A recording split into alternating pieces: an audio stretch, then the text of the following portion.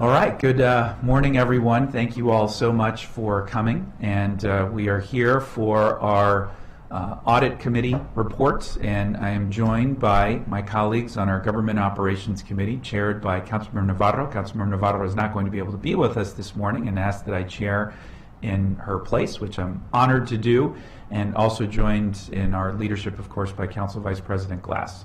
So we have two important presentations to get to, and Mr. de Blasio is not feeling well today, so pinch hitting is Ms. Leslie Rubin, and we thank you so much, Ms. Rubin, for doing so. I will turn it over to you to tee this up and walk us through the packet. Thank you. Happy to be here. Yes, so we have presentations today from the Inspector General, Ms. Megan Lamarzi, and from the Manager of the Office of Internal Audit, Mr. William Brogley, and they will have updates on the recent work of each of their offices. And I will turn it over to Ms. Lamarzi, and then she will turn it over to Mr. Brogley, unless you have questions. Good morning. Very nice to be here. I always love coming and talking about oversight and accountability with everyone from our office and from internal audit.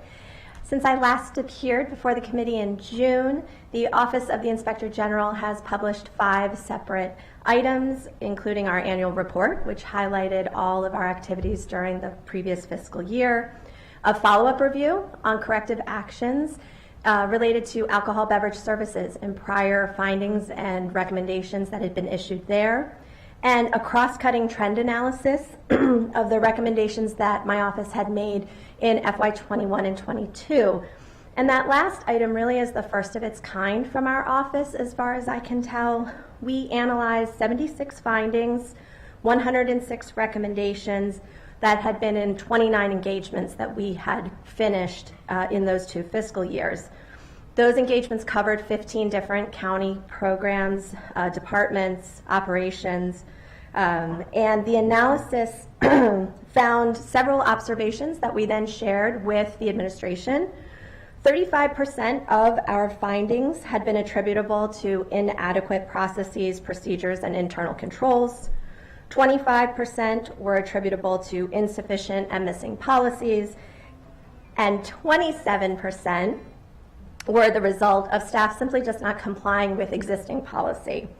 The entire analysis really pointed to a need for increased attention on these areas, and one of the ways an Office of Inspector General does measure its successes is when corrective actions are taken and activities are then taken by management to start to alleviate that. And the administration has started to do that. Most pointedly, they're in the process of a systematic updating of administrative procedures, and they're working on a few other projects to increase the availability and knowledge of policies and procedures. So those are really excellent outcomes for the type of work that we are doing. We are currently engaged in a review of emergency procurements used during food assistance for COVID projects. We are in an audit of the Department of Environmental Protection. We're in the planning phase of 3 new engagements. And of course, responding to all of the calls and questions we get on our hotline. We continue to be hiring auditors so that we can meet our mandate that was put forward by the council to perform audits of all of the departments. And we are working very steadily this year to pursue new avenues for reaching out to employees and the community so that they know we're here and what we're able to do to help them and to increase their awareness of the office. Our office as a whole really is thriving. Most of the staff was able to attend the Association of Inspectors General Training Conference, which was held in DC 2 weeks ago. And that really was an excellent opportunity for us to engage with all of our compatriots in the OIG world. A lot of federal IGs were there, but IGs from across the country, and as far as Puerto Rico and Montreal came as well. And it gave everyone a chance to really hear about different best practices and innovations that have been put forward, new methodologies, and increase the training and the aptitude of our own Office of Inspector General. And it really was a rewarding experience for everyone. So as we continue to move forward now, we are also obviously going to be engaged and aware of any upcoming changes in the administration of the county and want to focus to do our best to serve and inform as we move forward. Thank you so much. Why don't we hear the second presentation, and then we'll defer questions after both presentations are complete. Great. Again, good to be here. Thank you. When we sent over our internal audit plan for last fiscal year, and then again for fiscal year 23, we had identified that we would essentially be doing two types of reviews. One set of reviews focused on internal controls in a variety of areas, most specifically focused this year and last year on cash management operations where they were occurring in the county, and then a second focus on information technology reviews. You'll see for the reports that we've issued since our last opportunity to brief you in June that we've published 3 reports, 2 of which focus on cash management operations within the Department of Transportation and then within the Department of Recreation. Not surprisingly, we found very similar findings in each of those departments, and we've taken the opportunity to extract out of those 2 reviews some of those generalized findings and shared them with other departments who also have cash management operations, so they could hopefully benefit from that, look at their own operations and see whether those same areas of weaknesses and opportunities for strengthening the controls and processes in place existed before we came in and conducted a review of them. The third review for which a report was issued over the last 6 months was actually the third and final report associated with our procure to pay set of reviews. We had started after an embezzlement case several years ago a series of reviews focused on various aspects of the procure to pay operation, from the acquisition of goods and services through payment, invoicing and payment, and then finally focusing on how does a vendor get to be able to do business with the county, and what types of reviews do they have to go through before they're able to do business with the county. And so with the publication of the vendor administration report, we've now completed all those procure to pay sets of internal control reviews. We do have 3 ongoing reviews, 2 of them again focused on cash management operations, one of them in the police department, specifically focused on their towing operations, and then the second focused on alcohol beverage services, which will include both their retail stores and their warehouse as well. And then focusing on information technology, we have just started, literally getting underway now, a focus on the county's IT governance, the structures that they have in place, the policies that they have in place, and the processes and procedures that they have in place to take a look at where are things working well and in accordance with kind of what you would expect best practices in IT governance to be, and where are there opportunities to further strengthen those processes going forward. Thank you. Thank you both. I'll just start and colleagues chime in. So Mr. Burgley, I'll start with you. One of the last issues I had to deal with as the outgoing director of the Recreation Department occurred at one of our outdoor aquatic facilities, in which one of the staff members had been undercounting the cash balances each day and pocketing, unfortunately, some of those balances. And so I appreciate the focus on this because there is a great deal of exposure, and it's when you're dealing with part-time seasonal staff that you have to train every season. It can become challenging. So the checks and balances there, I know, are important. Could you just elaborate a little bit, because I'm just curious personally, on some of those? We have the report and you did an outstanding job, but moving forward, what, if any, recommendations you would have that could have a budget implication that this council should consider to help provide more checks and balances for those departments and agencies that are more front-facing and have to deal with cash? Fair enough.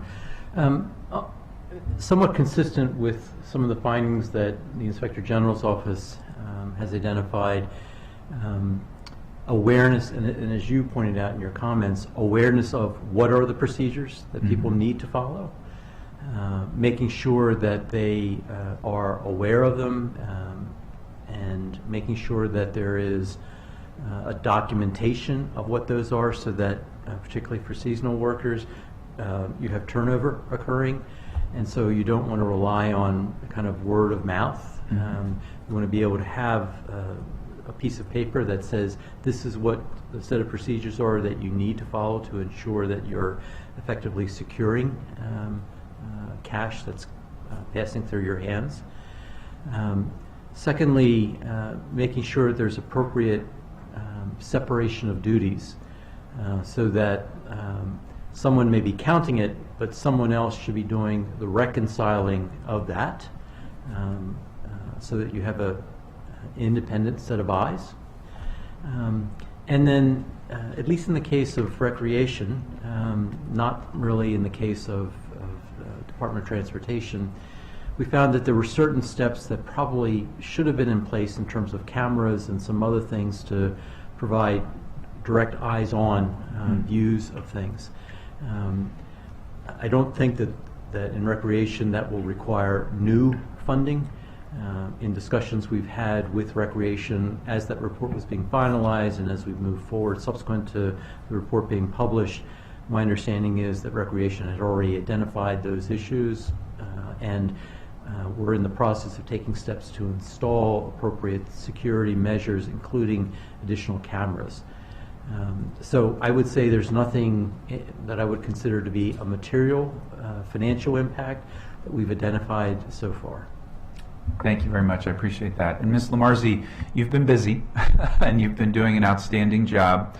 There have been some issues that have recently come up that this council has been working through on a number of different levels. But so I'll keep this at a high level because there are, I know, ongoing investigations. But when we are dealing with cross-agency functions, where your sphere of ability to conduct investigations is concentrated on the agencies that fall directly under your purview. But in crossing over into other sister county agencies, can you talk a little bit at a high level what those interactions look like? You mentioned just in meeting in DC with inspector generals from across the country, which I'm sure was incredibly informative, but I'm just curious as to what the interconnectivity is among the inspector generals from sister county agencies. Sure. I have built a good relationship with the other inspectors general in Maryland. There's an inspector general in Baltimore City, Baltimore County. There's a state IG for education. Some of the other departments in the state have IG offices that have changed quite a bit recently. And then obviously closer to home, there's an IG office at WSSC and at Park and Planning, at MNC PPC. So I maintain open lines of communication with them, particularly Baltimore County, Baltimore City, and Department of Education on the state level. Those IGs, we meet relatively frequently, and we have, at this conference 2 weeks ago, talked about including more of the local IGs. But we do have open lines of communication, not so much to talk about specific facts of anything that we're working on, but best practices, or I'm encountering this, or does this make sense? Sometimes you need another set of eyes to help interpret something. Does this policy read the way I think it does?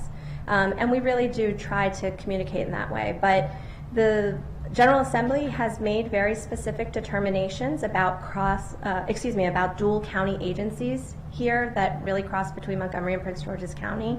And so that really does limit any interaction that I would have in terms of giving assistance to another agency or another county. Obviously, my office is here to serve the residents of Montgomery County and to ensure that the $6 billion operating budget is handled appropriately, and to be fair, that really keeps us quite busy right now.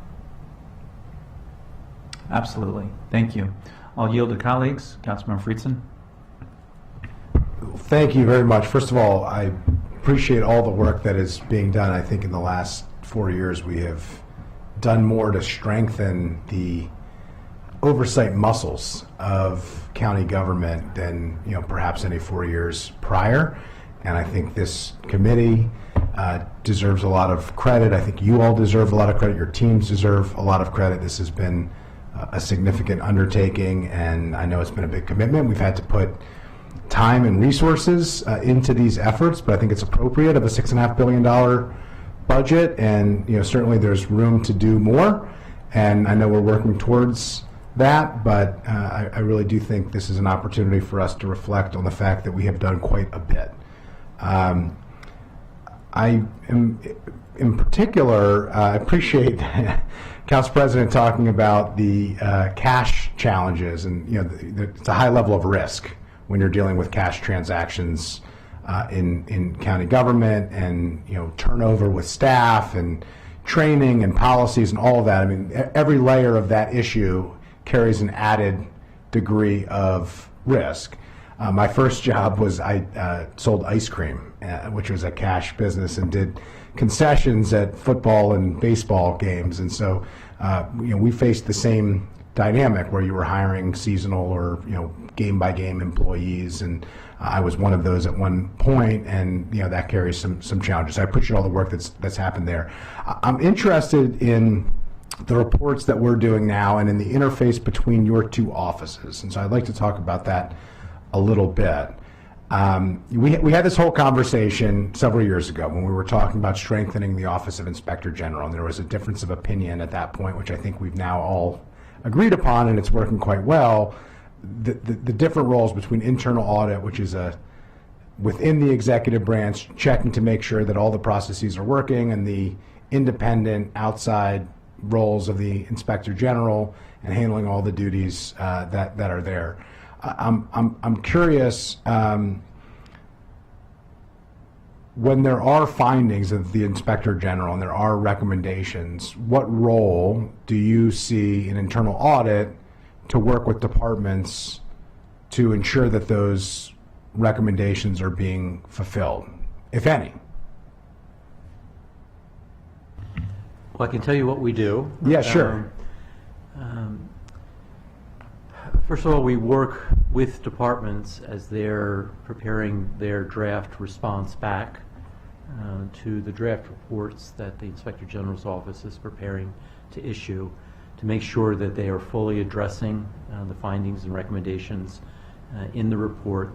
And then once the Inspector General issues the report in final, we require and carefully track that each audited department, or each department who will play a role in taking corrective actions to address the findings and recommendations in the Inspector General's reports, that those corrective action plans are developed timely and fully responsive, and that they are setting reasonable time frames, achievable time frames for putting into place appropriate new controls or changes in the processes to address the findings that were identified. And then we track on a quarterly basis by going out to each department that has an open recommendation, one that all the corrective actions have not been put into place to fully address. We track the progress on of that department in implementing the corrective actions. And we do that tracking until all the corrective actions for a given recommendation are completed.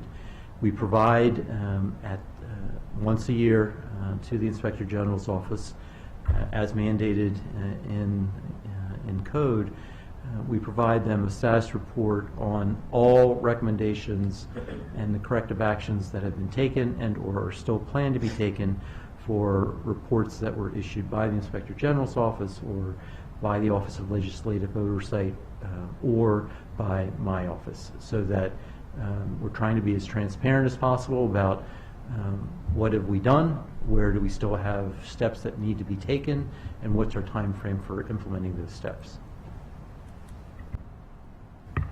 I think to just shed a bigger lens on it, the charter and county code gives wide latitude to what the Office of Internal Audit can do and the functions that it has. And there is an advice function in internal auditing in general. that is very different from what our office can do. We do receive the status reports that Mr. Broglie's office gets. Those are self-reported actions that the departments have taken. And under Yellow Book, the auditing standards that we follow, a component that comes into play that we are having to negotiate with is testing follow-up, doing follow-up and testing those corrective actions. So that's why we went back to ABS, for example. And part of what we are building into our audit plan and our multi-step process is, as we go into other departments, we look at previous findings, we look at actions that the department has said that they have put into place, and we determine the risk level and how much time we can devote to going back in and retesting. But that's an area right now that my office is trying to address in some ways, and is really up to the administration.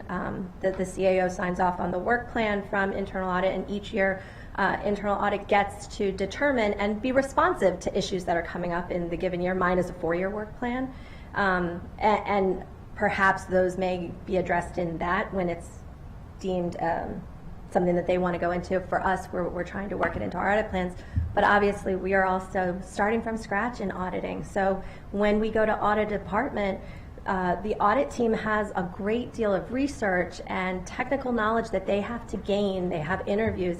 The planning phase alone takes probably the longest piece, and that is building right now because we are building from scratch. When we go back 4 or 6 years from now, it may be a different scenario. Because you build off the base. Correct. From where you were. Which we don't have yet. So I appreciate that. To me, it seems like there's two dynamics here. One is you create a work plan to implement a recommendation, and working with internal audit and the CAO, the executive branch is providing you with what they view as, we have fulfilled this recommendation. And then the question is, at what point do you test that to verify that it has actually occurred in the manner in which they've said it? We don't just trust that things are happening. We check that things are happening. That's the nature of audit and oversight. The other is things that haven't been done, and the question of why and what is a reasonable time frame in order to implement them. You know, for instance, the ABS recommendation, I remember talking about, we were on the 7th floor of this same committee in 2019. We talked about the recommendation. There was a plan in order to address it. It's 3 years later, hasn't been addressed. So the question that I would have is, what systems can we put in place as we move forward, as we continue to build and strengthen these processes, both to check the recommendations that have been implemented, to ensure that they have been implemented with fidelity and that they're actually working in the manner in which the Inspector General was recommending them for, and then 2, to make sure that they're happening in the first place. And then, you know, I think the next, you know, aspect of that would be, what role does the council have at what point if a recommendation is not being implemented? You know, whether it's a repeat finding because you're coming back to that particular department, or whether it's, you know, just something that is not being implemented within a reasonable time frame, or you go and check it and it's not working in the manner in which it was suggested. So I don't have an answer for that. I think that, to me, is the next frontier for what we need to work on and think through and come up with a plan. I think we can do it in a collaborative way between internal audit and the Inspector General to think through what that process looks like, that's reasonable, that's implementable, but that, you know, provides the, you know, type of follow-through that we want from these reports. There's incredible work being done. I want to make sure that that work is being implemented to the extent that it can be. And so, you know, I will leave that with you for future follow-up, and any ideas that you have, I'd love to talk about. And I think this committee has demonstrated before that we're interested and willing to do it, and I believe would be again as we head into the next council. So with that, I'll yield back. Thanks. Thank you. Councilmember Katz. Thank you very much, Council President, and thank you for all of your hard work. Can we be clear? Are we considering cash to be strictly hard currency, or does our credit cards considered in that as well? No, we've actually excluded credit cards from those reviews because there's a broader, overarching, county-wide set of processes and controls in place with respect to credit card operations. And credit card operations don't lend themselves to the same type of risks or situations where fraud could be perpetrated Right. as you would with cash, which can not wind up where it needs to be. So we're excluding, for purposes of the reviews that we're doing on cash management operations, focusing exclusively on cash and excluding credit cards. And of course, to the earlier discussion, and to my background in a small business, one of the great concerns that you had is that you'd have a silent partner that decided to take your profits when they were counting out. I mean, I never had that issue, but yeah, it was a small business, but that's always the problem. And obviously, cameras and the fact that we've had more and more credit card sales versus, there was a time that you didn't have credit cards at all. Now, of course, it's a major part of what a business or any business would do.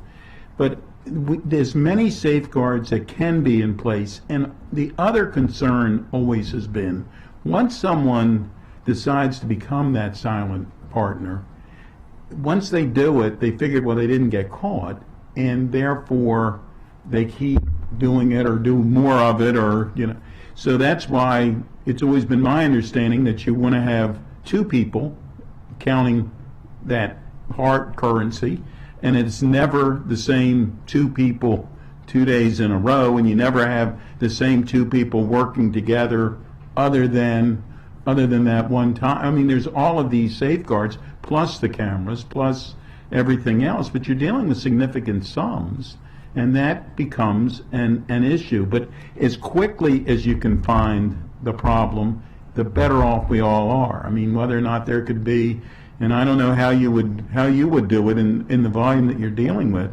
but if you could have someone check it on a weekly basis or whatever to make sure that the monies that are supposed to be there are there.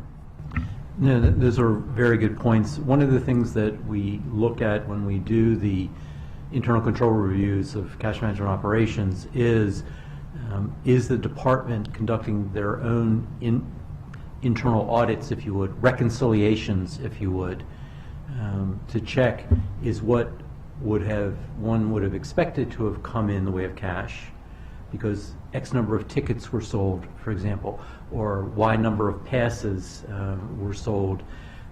How does that reconcile with what is the cash on hand at the end of a given day?